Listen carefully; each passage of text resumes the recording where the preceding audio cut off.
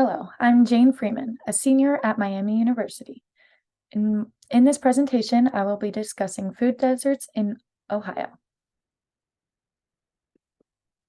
Here I have my table of contents, which just outlines all of the things I'll be covering in this presentation, from the introduction, the history of food deserts, the communities it impacts and how, statistics and data showing how many people are impacted by this problem, not only on the Ohio scale, but nationwide, and possible solutions and efforts that are being made to change this problem.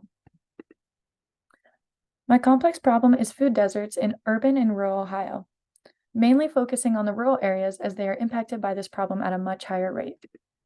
The universal definition of a food desert is defined as a geographical area that has limited or no access to healthy, affordable food, where the closest grocery store is over a mile walking distance or a 10-minute drive. The impact of food deserts in rural areas are particularly heightened compared to that of urban areas because there's no means of public transportation and many low-income individuals struggle to afford a vehicle. This means going to the grocery store, even if it's only a mile away, takes this easy errand to a whole nother level. On the top of longer travel time, these communities will have to carry all their groceries back because they didn't have a car to load it into. Food deserts not only make what should be easy life errands difficult, but they also create a variety of other problems. Food deserts disproportionately impact Black and Latinx communities. Kelly Bauer, a professor at Johns Hopkins School of Nursing, recently did a study comparing the number of supermarkets in neighborhoods with similar rates of poverty, looking at the differences in demographics for each. She found that Black and Hispanic neighborhoods have fewer large grocery stores or chains and more smaller grocery stores than their white counterparts. A smaller family-owned grocery store is going to have much less produce and be much more expensive than a large supermarket that has the means to buy in bulk and thus get at a cheaper cost. Think about when you go to Costco. It's when you get all of that, it is much cheaper because you're getting it in bulk. But if you got each of those individually, like if you're getting a little package of something, then it would be much more expensive. Another huge consequence of this issue is the negative health impact. Because of the inaccessibility to healthy and affordable food, people are forced to consume fast food and thus hurt their health. When there is an abundance of fast food restaurants, grocery stores not only have to have room to move in and feel as though they would not get enough business to do so. Grocery stores are not going to move in because they feel as though they would not have value.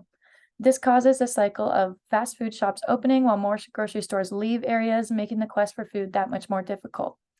In New York or big cities, for example, this is much more of an issue because the land can be owned by different people, and grocery stores take up a lot of space nowadays with how they're run, how they're set up. So it could be really difficult to get one in an urban setting. Rural, they have less of an issue, so they shouldn't be chopping it up to that.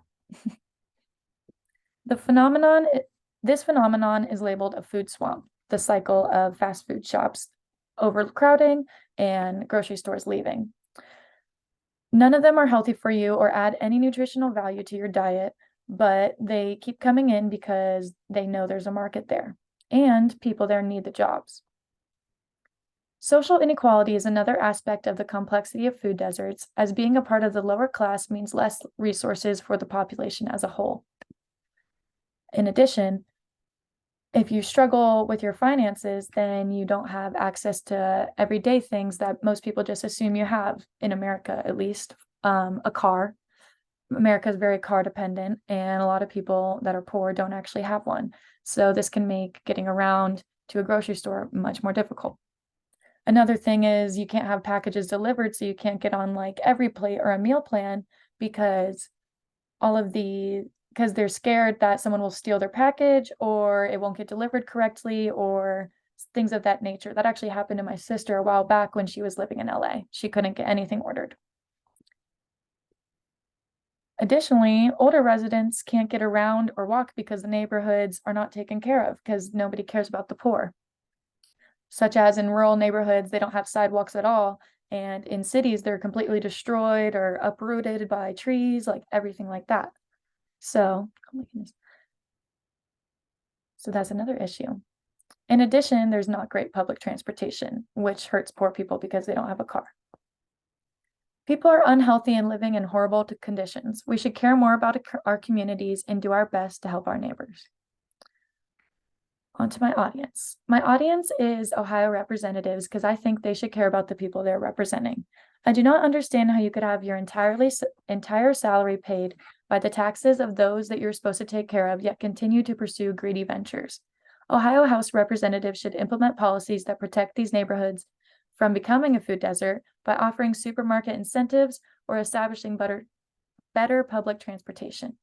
Regardless, you are currently not doing enough, you politicians, by only posting about one food desert in Ohio in Benton County, and it isn't even on the main Ohio government website. And it is embarrassing, and you must do better. My other audience is the residents of communities impacted by food deserts. I think it's vital to listen to communities you are trying to serve in order to collaborate and come up with the best possible and long-lasting solutions. I want these communities to hear my presentation, correct me on anything I did, and even offer insight into their experience living in a food desert so I can understand the problem in more depth. No matter what, these residents deserve a voice and for it to be heard. At the end of the conversation, I'm hoping all communities are getting incentivized to organize and work together to advocate for change. I hope the Ohio representatives are feeling very guilty and also have incentive to make things change. Overall, I would like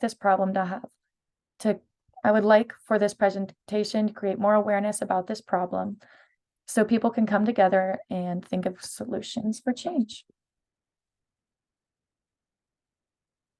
Next, on to the history. The history of food deserts can be traced all the way back to slavery, when prejudice against anybody not white was ingrained into our social institutions. Slavery and the genocide of Native Americans initiated the oppression of minority populations in this country as it was established. These same ideals are a part of our institutions to this day, and thus minority populations undergo a bulk of the food desert crisis. Redlining is a major issue that increases the likelihood of food deserts. Discriminatory housing policies bring down the property value of certain neighborhoods, which is always a minority or low-income location. In turn, supermarkets do not see the value in staying in these neighborhoods, and they even take their existing grocery stores away if there is a chance of a space in a suburb area. In addition, it is usually cheaper in the suburbs, which incentivizes supermarkets even more. Even though the previously stated problems that are somewhat unique to the U.S. are major aspects of food deserts, the first time the term food desert was used was in Scotland in 1995, which I found to be a little interesting little anecdote. And now we have the present where food deserts persist in low-income areas and millions of Americans are struggling with it. Throughout this presentation, I have been alluding to the few causes or consequences of food deserts, so now let's really get into it. Food deserts start with systemic oppression. Discriminatory practices have been implemented into policy and purposefully work to oppress minority communities. Whether this is racial prejudice of individuals or on a large institutional scale, it is furthering the issue of food deserts. Systemic oppression can show in many forms, but we most often and most easily see it in policy. For example, the Homeowners Loan Corporation, HOLC, under the FDR government. For example, that is one. Under the FDR government, this bureaucratic body was dedicated to providing low-interest loans and mortgages to those at risk of foreclosure. However, this resource incorporated race discriminatory criteria within their lending requirements, labeling minority-populated neighborhoods as too risky for loans. So white poor people could get loans in their neighborhoods, but minority groups could not, even though they'd be a street apart. The thing about systemic oppression and racism is that they never directly say the words "no minorities" or "racist." Yet these policies use code language, such as here, that indicates the same thing. All of these policies of the Jim Crow era remain. They just change the language. Redlining is an outcome of these oppressive policies. Politicians have been using redlining for years to tweak the ballots and ensure they get reelected. Redlining creates racial segregation districts to which resources are dispersed, people vote within, and land use policies reside. When a neighborhood is a minority majority, the property value becomes lowered and it gets labeled a risky area. And thus, supermarkets do not want them to take up shop there because they do not see the purpose or value. Another facet of systemic oppression are the discriminatory policies against low-income populations and the lack of resources allotted to low-income communities because the government simply does not care to provide for them. According to the Racial Justice Project, some cities even implement ordinances that restrict multifamily homes from being built within a community to discourage low-income residents. Another way they discourage low-income residents is by placing policy that limits the type of work that can be done from a home into middle-class occupations. The communities. Low-income minority populations are the community most impacted by food deserts. In urban areas, especially in Ohio, there is a clear lack of transportation and competent city planning. All of these facets of the problem work interchangeably. Poor people cannot afford transportation, yet there's a lack of transportation because poor city planning and bad land use policies.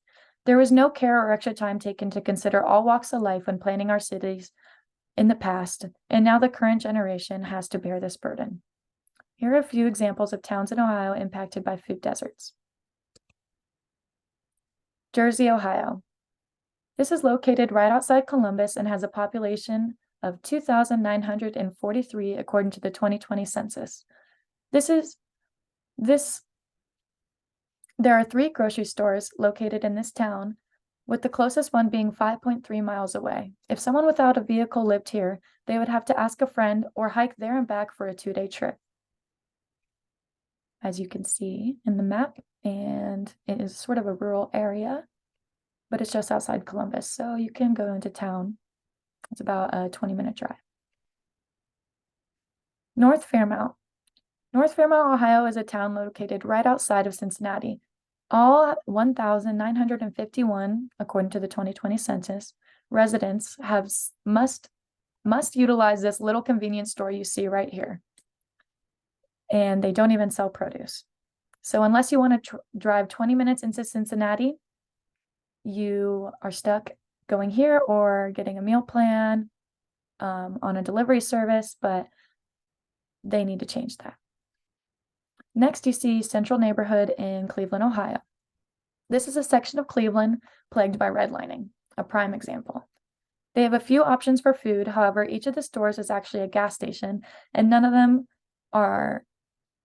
of them is even closed in the winter. In addition, they don't provide fresh groceries. And you can see what the gas station looks like, a bunch of frozen food and fast fixes.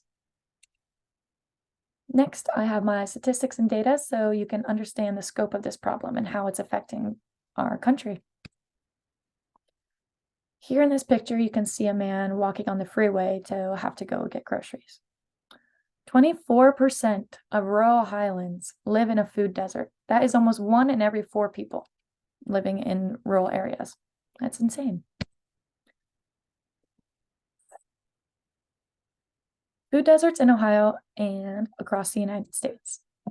75% of Ohioans live in further than 1 mile walking distance to any grocery store.